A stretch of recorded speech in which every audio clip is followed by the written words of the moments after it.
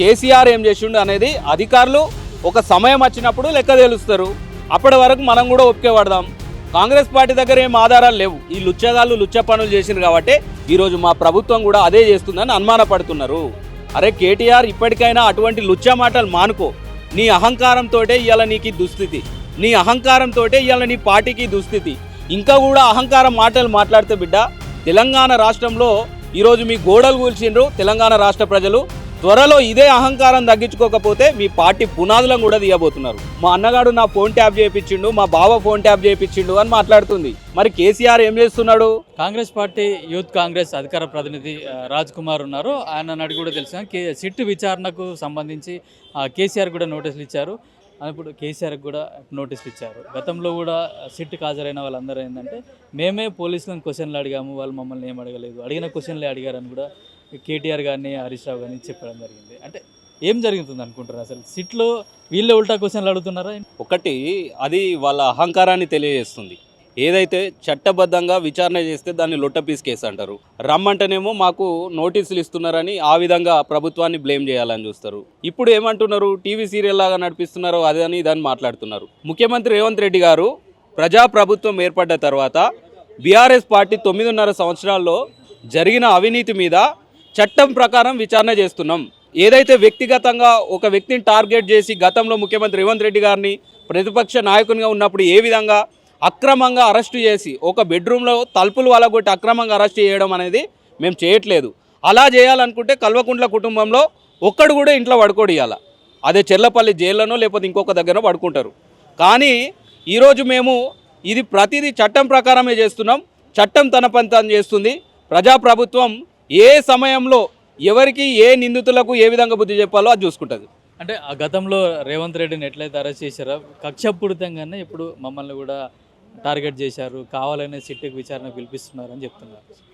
ఈరోజు అదే కక్షపూరితం అయితే ఈరోజు కాళేశ్వరం మీద విచారణ జరుగుతుంది. అదేవిధంగా ఈ కార్ రేస్కు సంబంధించి విచారణ జరుగుతుంది.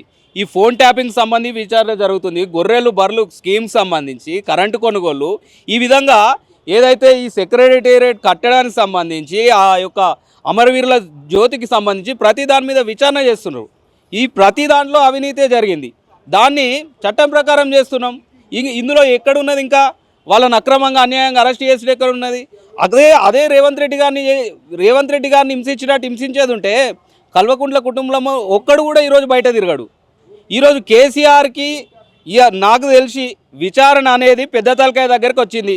ఎందుకనంటే చిన్న చిన్న ఎలుకలను ఉపయోగించి ఇప్పుడు పెద్ద తలకాయ ఏదైతే ఈ వాళ్ళ మనుషులు పెద్ద అయినా వీళ్ళన్నీ బయటికి రావాల్సిన అవసరం ఉంది. ఖచ్చితంగా ఫోన్ ట్యాపింగ్లో వీళ్ళు చేసిన అన్యాయాలు అక్రమాలన్నీ కూడా బయటకు వస్తున్నాయి.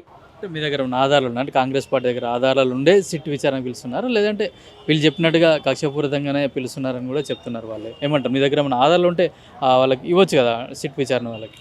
కాంగ్రెస్ పార్టీ దగ్గర ఆధారాలు కాదు, ఈరోజు అధికారుల దగ్గర ఆధారాలు ఉంటాయి. సిట్ ఇప్పుడు దానికి సంబంధించి సజ్జనార్ గారు ఉన్నారు కదా, వారు చూసుకుంటారు, అధికారులు చూసుకుంటారు.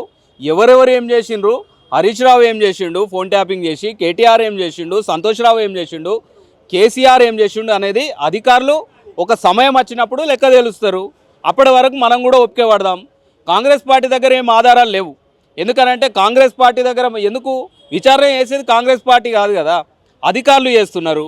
సిట్ విచారణ చేస్తుంది. స్పెషల్ ఇన్వెస్టిగేషన్ టీమ్ని ఏర్పాటు చేసి ఈరోజు చేస్తున్నారు, వాళ్ళు చూసుకుంటారు. మేము దాని గురించి మా దగ్గర అధికారాలను మాట్లాడతలేం కదా. అధికారులే సమయం వచ్చినప్పుడు ఈ యొక్క దుర్మార్గుల చిట్ట అంతా బయట పెడతారు.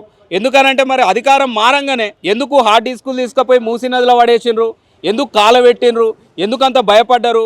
అప్పటిదాకా తెలంగాణ రాష్ట్రంలో ఉన్న ప్రభాకర్ రావు పోయి అమెరికాలో ఎందుకు తలదాచుకున్నాడు? మళ్ళీ 1.5 సంవత్సరం దాకా ఈరోజు కష్టపడి మళ్ళీ ఆయనని ఇక్కడికి ఇగ్గుకొని వచ్చినాం. ఇది ఖచ్చితంగా దీని వెనకాల ఎవరున్నా ఎన్ని అన్యాయాలు అక్రమాలు జరిగినాయి అనేది త్వరలోనే అధికారులు బయట పెడతారు. అంటే ఇప్పుడు కూడా కాంగ్రెస్ గవర్నమెంట్ వచ్చినాక కూడా ఫోన్ ట్యాపింగ్ జరగట్లేదు అని చెప్పేసి ఎవరైనా మీ కాంగ్రెస్ పార్టీ వాళ్ళు కావచ్చు, అధికారులు కావచ్చు, బయటకు వచ్చి చెప్పే దమ్ము ఉందా, ధైర్యం ఉందా అని చెప్పేసి కూడా ఒక సవాల్ విడిచారు. అవును, మేము చెప్తున్నాం, మేము దమ్ము ధైర్యంగానే చెప్తున్నాం.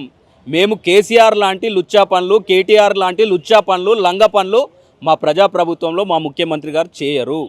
గతంలో ఈ లుచ్చగాళ్ళు లుచ్చ పనులు చేసినారు కాబట్టి ఈరోజు మా ప్రభుత్వం కూడా అదే చేస్తుందని అనుమానపడుతున్నారు. అరే కేటీఆర్, ఇప్పటికైనా అటువంటి లుచ్చా మాటలు మానుకో. నీ అహంకారంతో ఇవాళ నీకు ఈ దుస్థితి, నీ అహంకారంతో ఇవాళ నీ పార్టీకి దుస్థితి. ఇంకా కూడా అహంకారం మాటలు మాట్లాడితే బిడ్డ, తెలంగాణ రాష్ట్రంలో ఈరోజు మీ గోడలు కూల్చిండ్రు తెలంగాణ రాష్ట్ర ప్రజలు. త్వరలో ఇదే అహంకారం తగ్గించుకోకపోతే మీ పార్టీ పునాదులను కూడా తీయబోతున్నారు. కవిత కూడా కేసీఆర్ బిడ్డ, అట్లా కేటీఆర్ వాళ్ళ చెల్లెలు కూడా నా నా భర్త ఫోన్ కూడా ట్యాప్ చేసిందని కూడా ఆరోపణలు చేశారు. ఆమె ఆరోపణలు చేసినా కూడా మేము ఎట్లాంటి ఫోన్ ట్యాపింగ్ చేయలేదు అని చెప్పేసి కూడా స్వయంగా కేటీఆరే చెప్పాడు. అసలు అంటే కేసీఆర్ పాలనలో కనీసం కేసీఆర్ బిడ్డ కూడా రక్షణ లేదు, కేసీఆర్ అల్లుని కూడా రక్షణ లేదు. ఈరోజు కవిత గారు ఆరోపణలు చేయడం అనేది కేసీఆర్ దుర్మార్గ పాలనకు నిదర్శనం. ఈరోజు స్వయాన చెల్లి బయటకు వచ్చి మా అన్నగాడు నా ఫోన్ ట్యాప్ చేయించిండు, మా బావ ఫోన్ ట్యాప్ చేయించిండు అని మాట్లాడుతుంది. మరి కేసీఆర్ ఏం చేస్తున్నాడు? ఈ తెలంగాణ రాష్ట్రంలో ఈ యొక్క 4 కోట్ల ప్రజలకు రక్షణగా ఉండాల్సిన కేసీఆర్, కాపల కుక్కగా ఉండాల్సిన కేసీఆర్, ఆయనే ఈరోజు దొంగగా మారి ఈ తెలంగాణ ప్రజల హక్కులను రక్షణను కాలరాసిండు. దానిలో కుటుంబ సభ్యులు కూడా ఈరోజు బాధితులు అవ్వడం అనేది కేసీఆర్ యొక్క ఫెయిల్యూర్ పాలనకు నిదర్శనం. కేటీఆర్ సమాధానం చెప్పు, నీ చెల్లె ఫోన్లు ట్యాప్ చేసినరాట.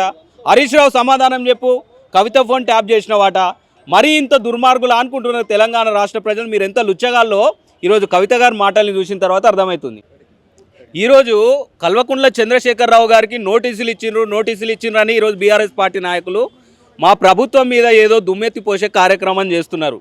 బీఆర్ఎస్ పార్టీ నాయకులారా, మీరు ఆ విధంగా మాట్లాడడానికి కొంచెమైనా సిగ్గుశరం ఉండాలి. ఈరోజు గతంలో మీరు ప్రతిపక్ష పార్టీ నాయకుల మీద, ప్రతిపక్ష పార్టీల మీద ఏ విధంగా కక్ష సాధించిండ్రో మీరు ఒకసారి గుర్తు తెచ్చుకోర్రి. కానీ ఈరోజు ప్రజాప్రభుత్వంలో ముఖ్యమంత్రి రేవంత్ రెడ్డి గారు ఆ విధంగా చేయడం లేదు. ప్రతిపక్ష నాయకులను ఏ విధంగా గౌరవించాలో, అధికార పార్టీ నాయకులను ఏ విధంగా గౌరవించాలో, ముద్దాయిలను ఏ విధంగా గౌరవించాలో, అదేవిధంగా ముద్దాయిలను ఏ విధంగా శిక్షించాలో, ఈ మంచి వాళ్ళని ఏ విధంగా గౌరవించాలో మా ముఖ్యమంత్రి రేవంత్ రెడ్డి గారికి తెలుసు. దానిలో భాగంగానే ఈరోజు సిట్ విచారణ కూడా గతంలో తెలంగాణ రాష్ట్రానికి 9.5 సంవత్సరాలు ముఖ్యమంత్రిగా చేసిన కేసీఆర్ ఇలా ప్రతిపక్ష నాయకుడు కావచ్చు. కానీ మీరు గతంలో ప్రతిపక్ష నాయకుడి మీద కక్షపూరితంగా ప్రవర్తించినట్టు మేము ప్రవర్తిస్తలేం. ఎక్కడైనా సిట్ విచారణ వారు కోరుకున్న ప్లేస్లోనే ఈరోజు విచారిస్తామని చెప్పేసి ఆ విధంగా ముఖ్యమంత్రి రేవంత్ రెడ్డి గారు సిట్ అధికారులు తీసుకోవడం ఈ తెలంగాణ రాష్ట్రంలో ప్రతిపక్ష నాయకునికి ఇచ్చే గౌరవం. మీరు ఇప్పటికైనా తెలుసుకోండి, రాజకీయాలంటే కేవలం కుట్ర కక్షలు కాదు, గౌరవించడం కూడా నేర్చుకోవాలి.